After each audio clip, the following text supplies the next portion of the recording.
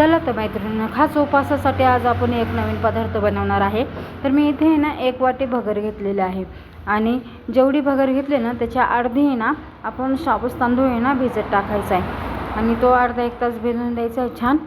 आणि इथे ना 1 बटाटा उकडलेला घेतलेला आहे साल काढून, आणि इथे शेंगदाण्याचा कूट आहे ना 1 वाटीभर घेतलेला आहे आणि हिरव्या मिरच्या छानपैकी मिक्सरला असं बारीक करून घेतलेलं आहे। तर हे सगळं काय करायचं आहे, आता ही भगर आहे ना मी इथं कच्चीच घेतलेली आहे, भिजवलेली नाही आहे।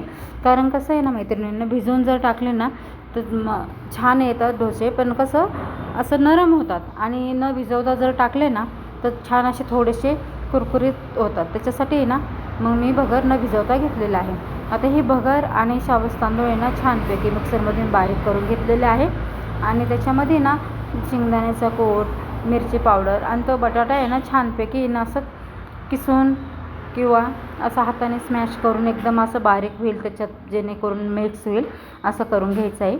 आणि चवीनुसार मीठ पण ॲड करायचं आहे आणि याच्यात आहे ना थोडं थोडं पाणी ॲड करून आहे ना छानसं असं बॅटर, डोश्याला जसं बॅटर करतो ना आपण तसं त्या पद्धतीने बॅटर तयार करून घ्यायचं आहे। तर मैत्रिणींना असे छोट्या छोट्या रेसिपी तुम्हाला आवडत असेल ना तर माझ्या चॅनेलला नक्की फॉलो करा।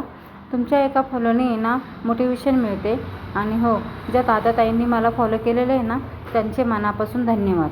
छानपैकी आपण पाणी ॲड केलेलं आहे आणि 10 मिनटे ना आता हे आपण झाकून तसंच ठेवायचं आहे।